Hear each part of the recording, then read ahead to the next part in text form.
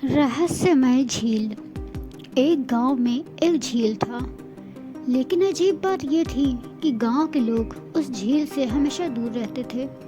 बुजुर्गों का कहना था कि झील के पास जाने वाले लोग कभी वापस नहीं आते। यह झील गांव के बाहरी किनारे पर स्थित थी और उस जगह का वातावरण हमेशा घना और डरावना ही रहता था। एक दिन गांव में एक नई फैमिली आई। इस फैमिली में सचिन, उसकी पत्नी आशा और उनकी एक बेटी पीहू थी।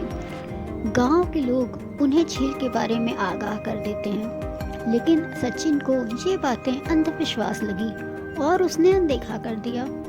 रात होते ही पीहू को झील की ओर खींचने वाला एक अजीब सा सपना आया। उसने देखा कि झील में एक खूबसूरत लड़की उसे बुला रही है।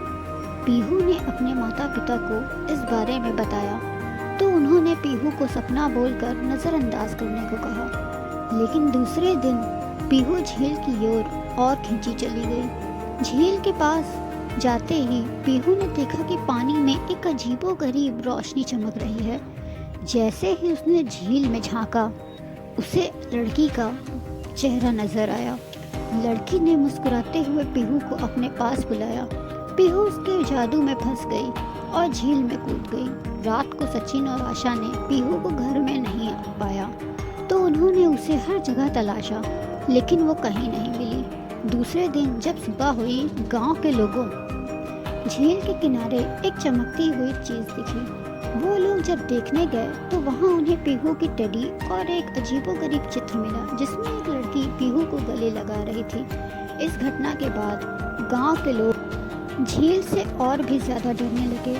झील का रहस्य और भी गहरा हो गया और किसी ने भी झील के पास जाने की हिम्मत नहीं की। सचिन और आशा का जीवन उस घटना के बाद कभी सामान्य नहीं हो पाया।